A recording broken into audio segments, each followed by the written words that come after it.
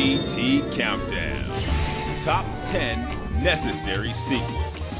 Digging up the past seems to be all the rage these days. If a publisher is short on fresh ideas, repurposing old ones has become the easy way out, which is why it's surprising that the impressive games on this list haven't already been served with a sequel. These brands are either just too good to let go of just yet, or ended in a cliffhanger that has terrorized players ever since. These sequels are not just warranted, they're absolutely necessary. Number 10. Ultima. Given that we're in the midst of a Western RPG renaissance, it's puzzling why we haven't seen any movement toward a real-deal Ultima RPG. Sure, the enduring appeal of Ultima Online is not to be understated, but frankly, it's about time EA tackles this storied universe in a standalone game with fresh ideas and today's tech.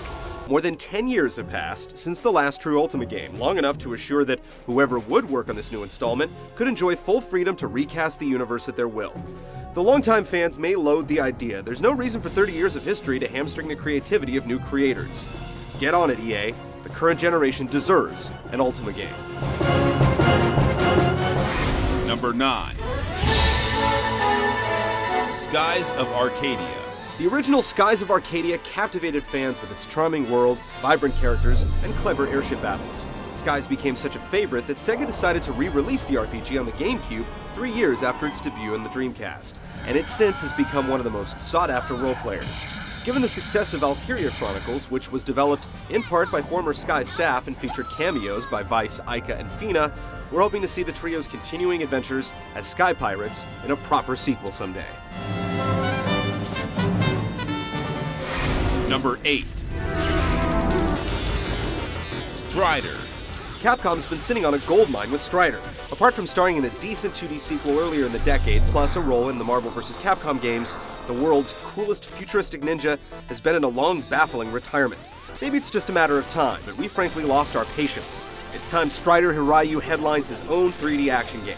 Think about it. Capcom has an arguably peerless grasp of the formula in place that would allow him to thrive with the Devil May Cry games.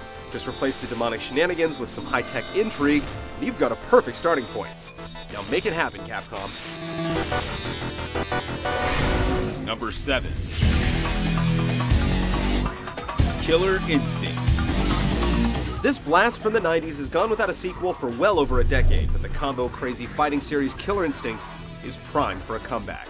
After repeatedly teasing a sequel with company Christmas cards, Rare has now directly implied that KI3 is a real possibility. Street Fighter IV proved an old fighter can learn plenty of new tricks, and while it's a little unnerving to think that players may be pulling off ridiculously extended ultra combos using Natal's motion controls, the best Western-developed fighting game outside the sports arena deserves another shot at fame. Supreme victory! Number 6. Eternal Darkness. The GameCube thriller from Silicon Knights took a literary approach to horror with a plot spanning centuries of playable characters. An early choice changed tactics and cutscenes throughout the game, and it was best known for a sanity meter that triggered hallucinations, broke the third wall, and sent players into a tizzy as they thought their game saves had been deleted. While the main villains were defeated, the manipulative Mantarok survived, and the source of the yellow magic alignment was never revealed. However, the journey continues. Recent technology opens the doors for all manner of new insanity effects. It was a classy game, and a medium that could use a lot more of it. Number 5. Star Fox 64. To be sure, Star Fox has had more sequels than any other game on this countdown could ever hope to have, but the series hasn't got a proper spacefaring console adventure since its sophomore flight on the Nintendo 64. Star Fox 64 still holds up to this day. We can't think of a better time for Fox McCloud to hop back in an R-Wing than now. The wonders of the Wii may yet reveal some untapped potential for blitzes and barrel rolls, pairing the system's focus on motion controls with the series' iconic flying formula. New vehicles would also be nice. Just no more dinosaurs or on-foot missions, please. Number 4. Kid Icarus. The underdog angel Pit has been around for more than 20 years, but he is only able to fly from the NES to the Game Boy before his little franchise wings petered out. Grounded, he had to sit back and watch NES heroes like Link, Mario, the Belmonts, and Mega Man move on to bigger and better games. We wouldn't hang so much hope on this mythological miner if Nintendo hadn't given him such a stirring rebirth in Smash Bros. Brawl. He was the only icon in that game, other than the Ice Climbers, with only 2 titles to his name. Then there were rumors swirling forever that Capcom's Dead Phoenix would morph into Pit's next adventure, which never materialized. Zelda's combat mixed with Mario's platforming and a splash of feathered flight? Sign us up. Number 3. Conker's Bad Fur Day. Conker's boisterous demeanor makes him one lewd, rude, and crude furry, but when it comes to sheer likability, he's hard to beat. It's been nearly a decade since we gallivanted through Conker's colorfully twisted world on the Nintendo 64, which according to the industry time clock means a sequel is well past due.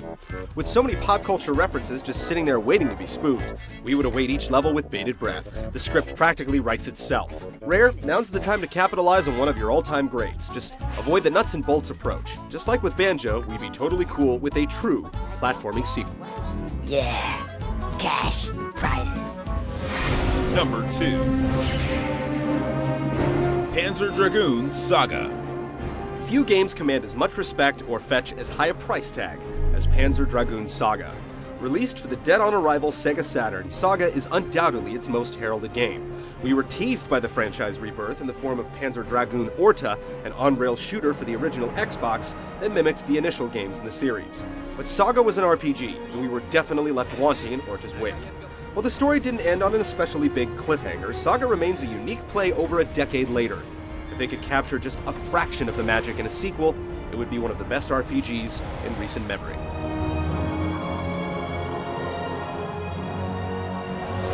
Number 1. Shenmue. Ryo-san.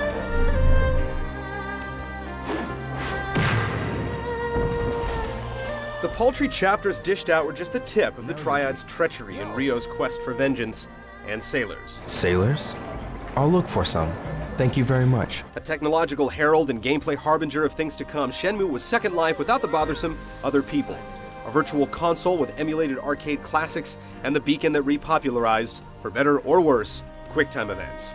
Immersive and cinematic, we can only imagine how the next chapter would, and still could, unfurl, built upon over a decade of refinements that could possibly materialize the vision of Yu Suzuki's masterwork. Ryo's forklift cameo in Sonic's All-Star Racing has kept a flicker of hope alive for the faithful, for Lon D must be punished, capsule toys must be collected, and kittens cared for. It left the series and the Dreamcast off on one of the biggest cliffhangers of all time, making Shenmue 3 our number 1 necessary sequel. No, I don't remember. They might have been the ones who murdered my father. Your father? Please try to think.